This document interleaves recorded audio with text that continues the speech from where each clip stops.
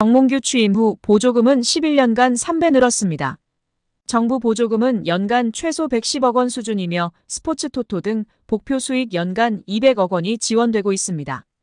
주요국 정부 보조금 없거나 의존도 낮으며 피파 랭킹 20위권 국가들은 70% 이상이 협회장은 전문 경영인이 하고 있고 이외 축구인 등이 하고 있습니다. 우리나라처럼 재벌 총수가 회장인 곳은 단 한 곳도 없습니다. 대한축구협회에 연간 약 300억 원의 국가재정이 투입되면서 수익에서 정부 의존도가 약 30%에 달하는 것으로 나타나며 충격에 빠졌습니다. 사실상 정부 재원이 아니면 운영이 어려운 셈입니다. 미국과 일본 등 주요국은 국가보조금 의존도가 낮은 가운데 축협의 재정 자립을 촉구하는 목소리가 나오고 있습니다. 18일 한경닷컴이 축협의 손익계산서를 분석한 결과 지난 2013년 이후 보조금과 복표 수익을 제외하면 연 평균 300억 원 적자를 기록하고 있습니다. 여기에 신문선 후보는 이날 취재진과 마주해 정몽규 후보는 애초에 자격이 없는 사람이라고 주장했습니다. 신 후보는 정몽규 후보가 협회 정관 제29조 제2항 7호의 후보 결격 사유에 해당한다고 봤습니다. 협회 정관에 따르면 사회적 무례의 협회나 대한체육회 및 그 회원단체로부터 징계는 받지 않았지만 임원의 결격 사유에 해당하는 유사행위 등 그 밖에 적당하지 않은 사유가 있는 사람은 협회의 임원이 될 수 없다고 명시돼 있습니다.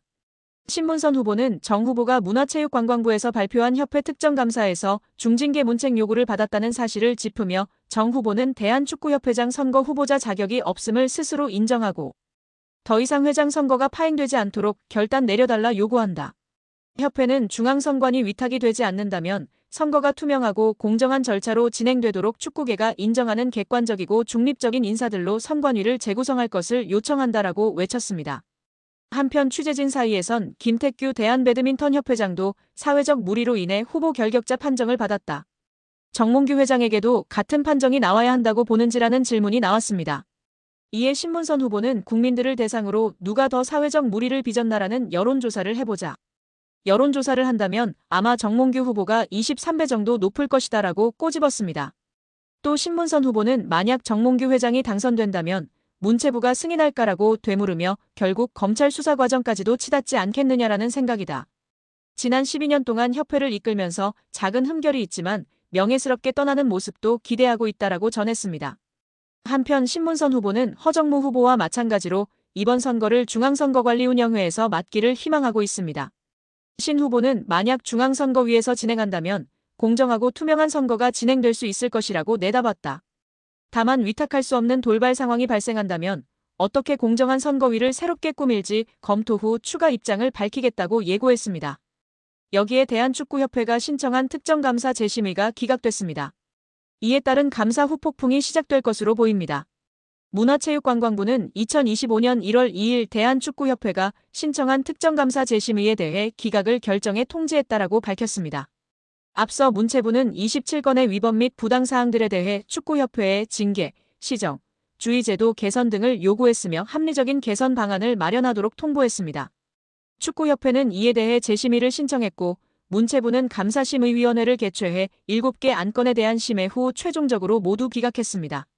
재심의가 받아들여지지 않으며 축구협회는 한 개월 내 징계에 대한 징계 의결 뒤 결과를 통보해야 하며 제도 개선이나 시정 조치에 대해서는 2개월 내에 문체부에 알려야 하는 상황입니다. 문체부는 최종 감사 결과 발표 당시 감독 선임 과정, 징계 축구인 기습 사면 및 철회, 천안축구종합센터 건립보조금 허위 신청 등에 대한 책임으로 자격정지 이상 중징계를 요구했습니다.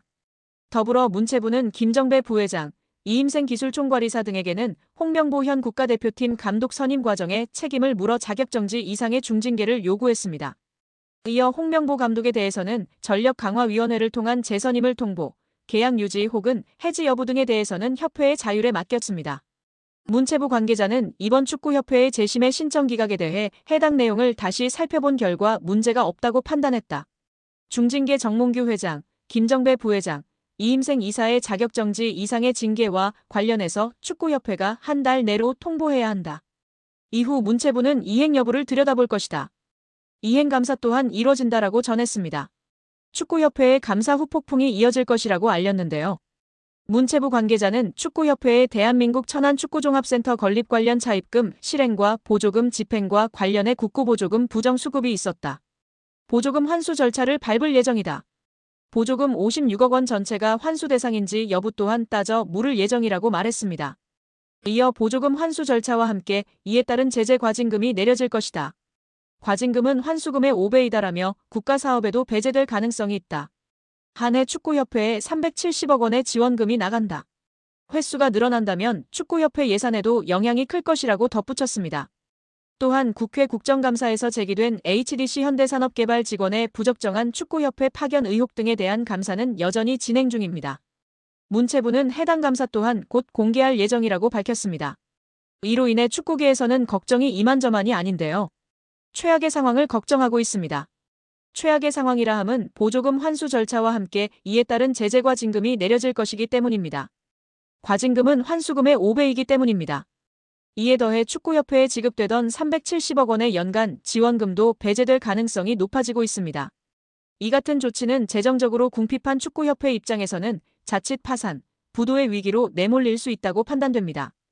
천안축구센터의 공사는 당연히 큰 차질이 예상되고 직원들의 급여 지급도 원만하지 않을까 걱정이 됩니다. 박문성 축구해설위원이 정몽규 대한축구협회 회장을 비판했습니다. 박 해설위원이 27일 MBC 라디오 뉴스 하이킥에 출연해 정 회장에게 직격탄을 날렸는데요. 박문성 축구해설위원이 정 회장이 자진해서 사퇴하지 않는 이유를 두고 정 회장 마음속에 들어가 보지 않는 이상은 알 수 없다. 하지만 축구협회 회장 자리는 매력적인 공간이다. 우리는 축구협회장 자리를 한국 축구의 수장 정도만 생각한다. 하지만 국제축구연맹 피파가 진행하는 월드컵을 포함한 모든 국제적인 행사에 축구협회장 자리로 가면 그 의전은 사실상 거의 대통령급에 해당한다고 말했습니다. 이어 유럽에 가면 축구협회 회장 아니면 축구팀의 구단주 이런 명함이 박혀 있으면 활동하거나 비즈니스 하는데 매우 큰 도움이 된다고 밝혔습니다. 그러면서 지금까지 나왔던 많은 문제 이미 드러나 있다. 또 이번 현안 질의를 통해서 사실은 의혹이 해소되기는커녕 더 많이 부풀어졌다. 하나도 해명되지 않았다. 오히려 지금 의혹이 계속 더 추가로 나오고 있다. 특히 홍명보 한국축구대표팀 감독 선임의 절차와 과정에 모든 것들이 다 불공정했다는 이야기들이 이미 다 어느 정도 나왔다.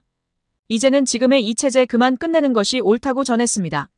정몽규 대한축구협회장이 사선 연임을 노리는 것으로 알려진 가운데 자신의 3선 연임을 승인해준 스포츠공정위원장과 접대 골프를 친 의혹이 알려지며 화제입니다. 미래통합당 김승수 위원은 체육단체의 협회장은 3선을 하기 위해서는 스포츠공정위원회의 승인을 얻어야 한다면서 스포츠공정이 승인을 받은 직후 당시 스포츠공정위원장이던 김병철 위원장 등 8명을 정몽규 소유의 원주 오크밸리로 초대해 접대 골프를 했다는 제보가 있다고 밝혔습니다. 정몽규 회장은 언제인지는 모르지만 언제 한번 친 적은 있다고 답했습니다. 김승수 위원은 3선 승인을 받고 불과 몇 달이 채 되지 않은 상태에서 스포츠공정위원장을 불러 골프를 접대한 것이 굉장히 부적절한 일 아니냐고 추궁했습니다.